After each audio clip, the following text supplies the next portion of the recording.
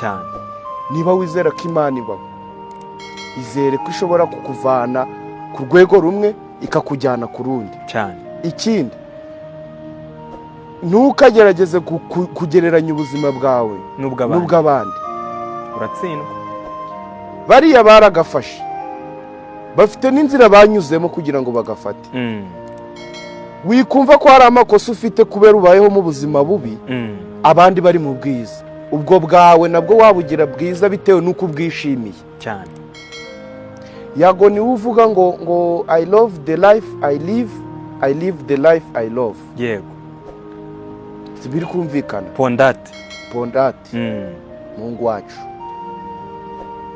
Ibyo nabyo bikajya mu gatebo k'ibigutera imbaraga kugira ngo ukore, kandi ukora ibintu ukumva ko bizagera kure, atari gukora ariko uhora wiblaminga ko utari kugera kure.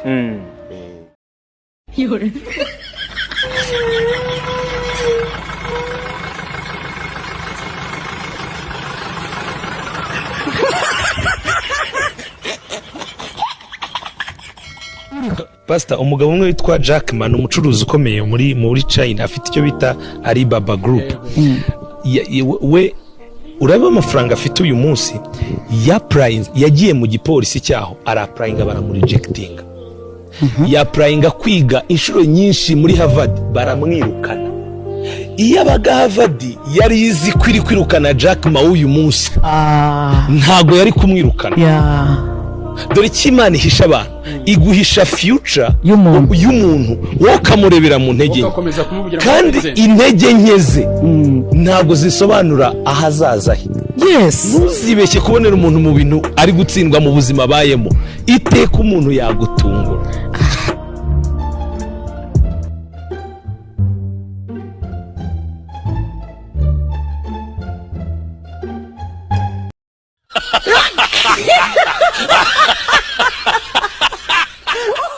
Hari abantu mwigana ku ishuri ugasanga ni umuhanga, ariko washaka ngo agufashe nawe ubona amanota akakwima igihe pe, nawe akakwima, kuko avuga ati uyu nimusobanurira ashobora kuzabona amanota nk'ayanjye. Ariko factice niyo nabona amanota nk'ayawe cyangwa nkanakurusha, ntabwo bizakubuza kugira success. Ariko ngo ugira ubuntu akaguriza abandi, agafasha abandi, akaba generous, abazaba successful muzi, kandi muzabyitegereze muzabibona. Ubundi tugira kenshi inshuti eshatu. Tugira inshuti mababi, tukagira inshuti mashami, tukagira n'inshuti mizi.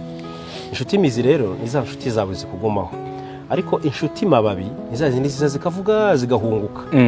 Igihe cy'izuba zikagenda. Yego, zikagenda. Sibyo, za nshuti mashami nabyo yaryahunguka gasigara cya gitsinsi kimeze nka kino giti kiri nyuma yawe, ugasanga ariko inshuti mizi iguma hahandi. Yego. Rero hari abantu benshi bashaka kujajinga abantu bitewe nuko bababona uko basa, ariko bakirengagiza ikintu kimwe. Njyewe ubona gutya urimo imbere ntabwo muzi, uvuga ngo ngiye mfite mu ndi muntu utazi, ahubwo ujajinga umuntu ureba inyuma. So rero abantu bari imbere iyo bahuye biba byiza kuruta uko abari inyuma bahuye.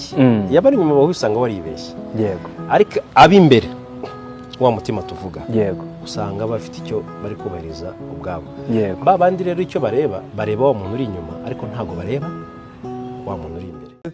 Urumva ntago nabure ikintu muzo, kuko njya kumumenya bwa mbere abatipe benshi barambwiye, ase umuntu waba ukora ibintu by'itangazamakuru bita Chita uramuzi? Barambwira ngo n'impamvu dushaka kukoherezayo nuko uwo muntu nyine wagira ngo mufitanye isano.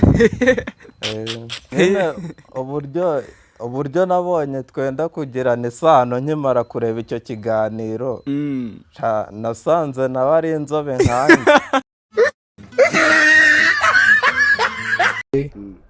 Nose ubu wariye? Ntabwo nariye. Nose uko wanyweye utariye? Ni ikibazo.